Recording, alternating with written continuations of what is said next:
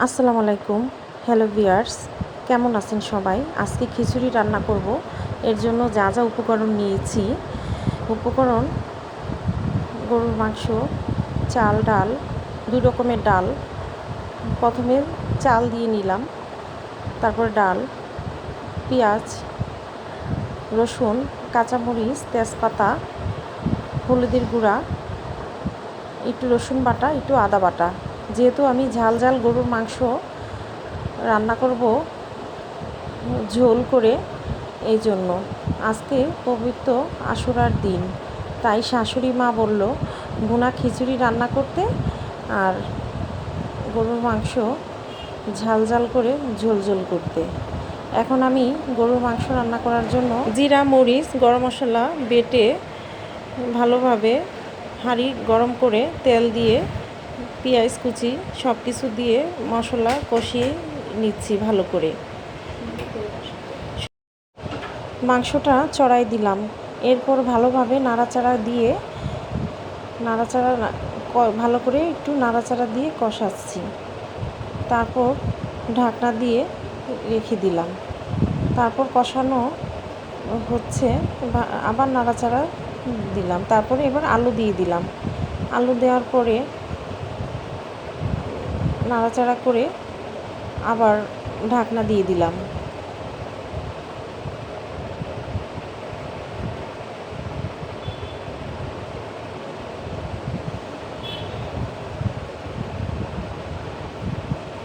এবার এই এক পাশে খিচুড়িটা দেখতেছি, ধনিয়াপাতা দিয়ে ভালো করে নাড়াচাড়া করে আবার ঢাকনা দিয়ে রাখলাম।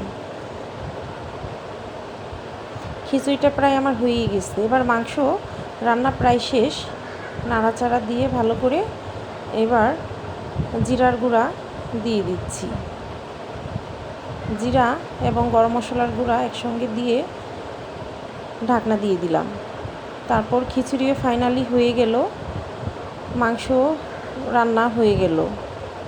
এবার সবাইকে দেওয়ার পালা।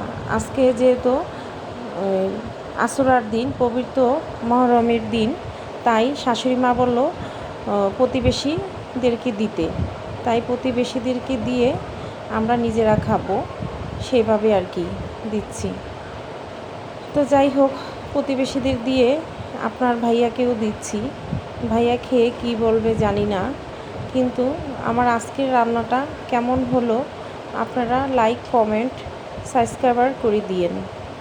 কারণ আপনারা যদি উৎসাহ না দেন তাহলে আমি কিভাবে ভালো ভালো সুন্দর সুন্দর রান্না করে আপনাদেরকে দিব। আশা করি সবাই ভালো থাকবেন, আমার জন্য সবাই দোয়া করবেন। দেখি আপনাদের ভাইয়া কি বলবে। ও সাথে একটু জলপাই আচার দিয়ে দিছি। আচার না দিলে কি খিচুড়ি ভালো লাগে? খিচুড়ির মানেই তো আচার, লেবু। শসা বাসায় ছিল না, তাই সালাদ করতে পারিনি। দেখছেন মাংসের কালারটা কি সুন্দর হয়েছে। আপনাদের ভাইয়াকে খেতে দিলাম।